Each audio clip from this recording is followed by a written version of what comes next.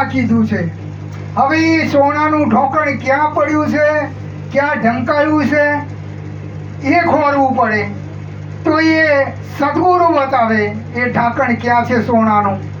હવે જે ત્યાં પરમાત્માના દર્શન કરવા જાય છે અને ત્યાં પહેલી જ એની નજર દૃષ્ટિ ત્યાં સોનાના ઢોકણ ઉપર પડી જાય એટલે આજનો માનવ એ સોનાના ઢાંકણમાં જ મોહિત થઈ જાય અને એમાં જ લલચાઈને પછી મને પ્રાપ્તિ થઈ ગઈ, પરમાત્માની પ્રાપ્તિ થઈ ગઈ કરીને એ સોનાના ઢોકણામાં જ પછી પોતે મનમેળ કરીને રાજીના રેડ થઈ જાય અને તે પરમાત્માના દર્શન કરવાના બાકી રહી જાય.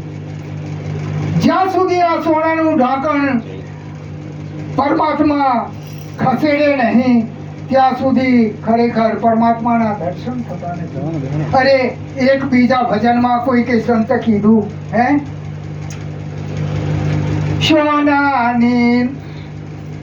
સોનાની નગરી છે સોને મળેલી. હે કે છે ને, હે સોનાની નગરી છે, લંકાની નગરી છે સોને મળેલી, રાક્ષસોની ભૂમિ છે દગા ભરેલી, ચેતાવી દેજો મારા રામને હનુમાનજી, દેજો સંદેશો મારા રામને. તમે વિચાર તો કરો આ ભજન શું કે છે. હે એ સોનાની નગરીની વાત કરી છે, ત્યાં રાવણની નગરીની ત્યાં પહોંચવાની જરૂર નથી. એ નગરી ક્યાં છે ખબર છે?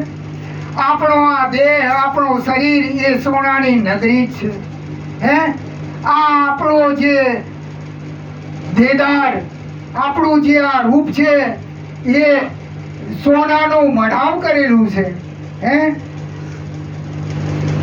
જે અહંકાર છે એ રાવણ છે. હવે પરમાત્મા રૂપ તત્વ આપણી અંદર બેઠું છે એ સ્વયં પરમાત્મા રૂપ તત્વ છે.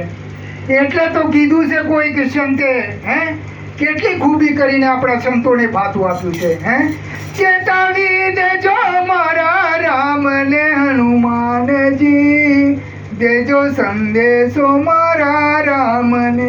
એ આપણો રામ ક્યાં બેઠો છે એ તો આપ બોધી સર્વે સંતોને તો ખબર જ છે. એટલે સંતોના ઈશારા ભલી વાતે છે, પણ આપણોને ક્યારેક સમર્થ કોઈ સદગુરુનો ઈશારો મળે ત્યારે જ આપણોથી જે તે તત્વની આ તો વસ્તુની આપણોને ખબરો પડે છે. હે એટલે તો ધન ગુરુ દેવા મારા ધન ગુરુ દાતા. હે એ ભજનની અંદર સદગુરુ શબ્દ સુનાયા, સદગુરુ શબ્દ સુના. કયો એવો શબ્દ સુનાઈ દીધો હે કે જેથી આપણી ધન્યતા થઈ ગઈ. બરાબર કે ના બરાબર? યાદ રાખજો આપણા ઉપદેશી સંતો ભાઈઓ, ક્યારે આપણા ઘરકામમાં કે સાંસારિક કામમાં ઘરકામ ન થવું. આપણા આધ્યાત્મિક માર્ગના વિચારો હર કોઈ કાર્ય કરતા કરતા ભલી ભાતી રીતે આપણા મગજમાં મંત્ર રૂપે ધારણ કરવા. કેમ કે આ જીવન જરૂરિયાતની જે બધી ખટરાગો છે એ ગૌણ વિષયમાં છે. ખાલી આપણો નિર્વાહ કરવા માટે, આપણો અને આપણા કુટુંબ કબીલાનો.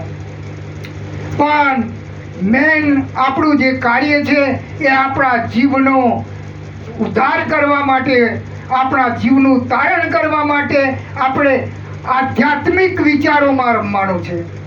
કે જે ગુરુએ આપણને ઈશારો કરીને જે જ્ઞાનની આપણને ભરપૂર રીતે જમાડ્યા છે એ રીતે આપણે બધાએ રહેવાનું છે. હવે